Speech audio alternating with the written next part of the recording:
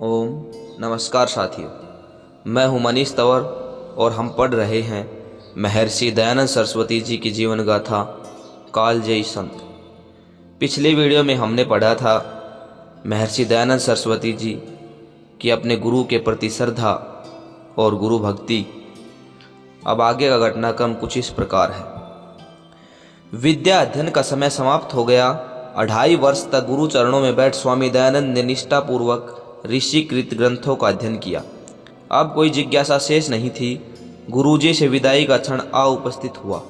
यद्यपि दंडी स्वामी अपने शिष्यों से कभी कोई भेंट नहीं स्वीकारते थे, फिर भी दयानंद जी ने गुरु के समीप खाली हाथ उपस्थित होना उचित नहीं समझा। उनके पास ऐसा कोई द्रव्य नहीं था जिसे वे गुरु चरणों में समर्पित कर देते। फिर भी प्रयासपूर्वक उन्होंने कुछ लौंग कहीं से प्राप्त कर और गुरु कुटिया पर उपस्थित हो गए। उनके चरणों में सिर धर दयानंद ने गुरुजी से निवेदन किया, गुरुवर, मेरा अध्ययन काल समाप्त हुआ। अब मैं देश भ्रमण के लिए आपकी आज्ञा चाहता हूँ। आपका आशीर्वाद मुझे चाहिए।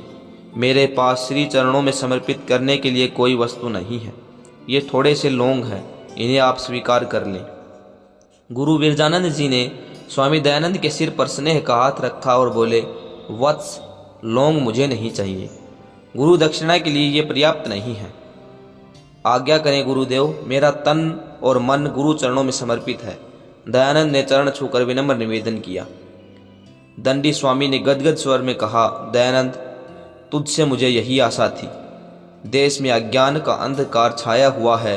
कुरीतियों में फंसे लोग नरक सी जिंदगी जी रहे हैं। अंधविश्वास की जड़ें गहरी हो गई हैं। वैदिक ग्रंथों का पठन पाठन, चिंतन मनन विलुप्त हो गया है।